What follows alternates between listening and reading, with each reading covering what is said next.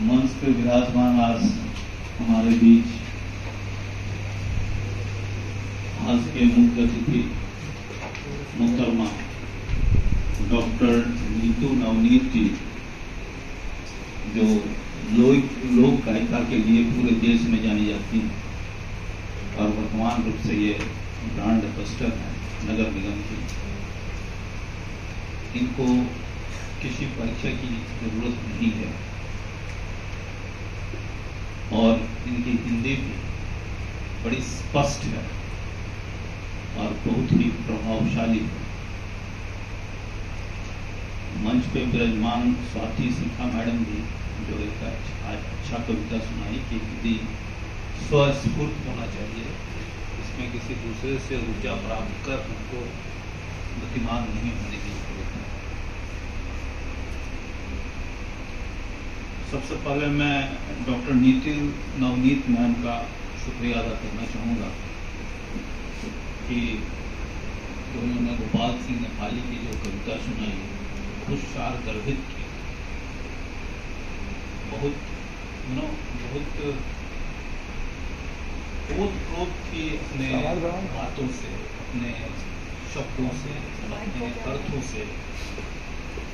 और उनकी जो दो पंक्तियां जो बार बार गुनगुनाने के लिए हम लोगों से अनुरोध कर रही थी कि हिंदी है भारत की बोली, इसे अपने आप पनपने दो, है ना। ये बड़ा स्वाभाविक प्रक्रिया है कि इसको आपको धक्का लगाने की जरूरत नहीं पड़ेगी, इसको आपको कहीं से अलग से न्यूट्रिएंट्स देने की जरूरत नहीं है।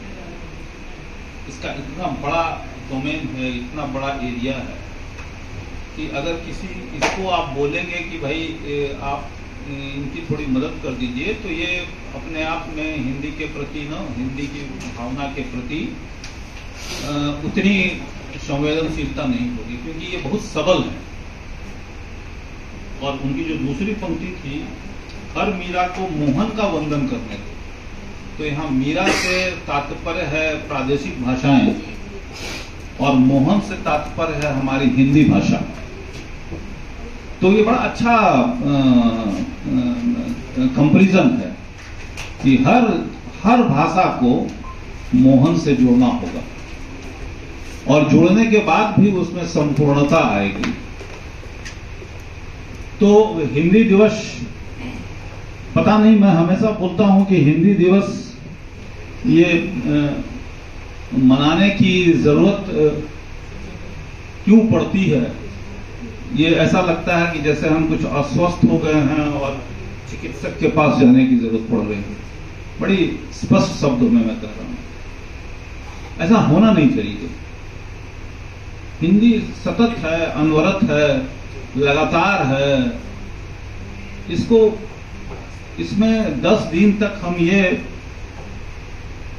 ये जो करते हैं कि 10 दिन तक हम काम करेंगे, राज्य में सभी सरकारी कार्यालय में इसको मनाएंगे, इस पर हमको लगता है कहीं से पुनर्विचार करने की जरूरत है। बहुत दिन मना लिए, बहुत दिन सरकारी भाषा में बातें हो गई। अब तो हम लोग, मैडम आपको बताएं कि हम लोग 100% मैंने हिंदी में काम करते हैं कार्यालय में, और इसके लिए हम लोग को मैंने नवाजा गया है प्रशस्ति पत्र से।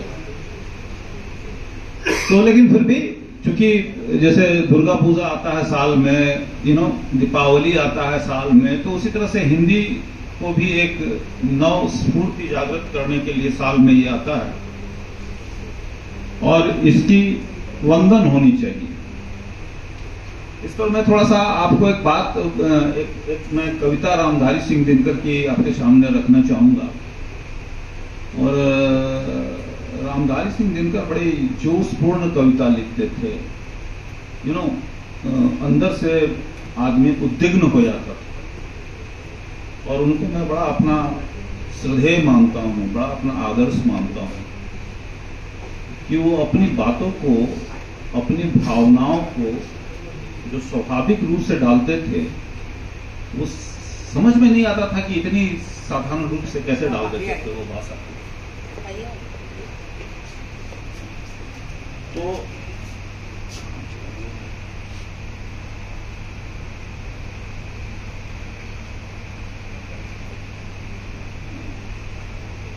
ये सप्तम सर्ग है रश्मि रथी का।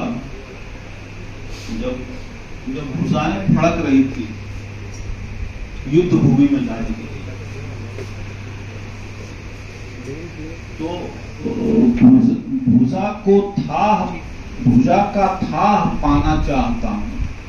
हमारी भुजाएं में कितनी बल है उसके बारे में कहा गया है कि भुजाओं का थाह पाना चाहता हूं, हिमालय को उठाना चाहता हूं, शमर के सिंधु की मंच पर शेरों से धरा हूं, चाहता श्री को करों में रखना चाहता हूं। श्री मैं कृष्ण को अपने हाथ पर रखना चाहता हूं।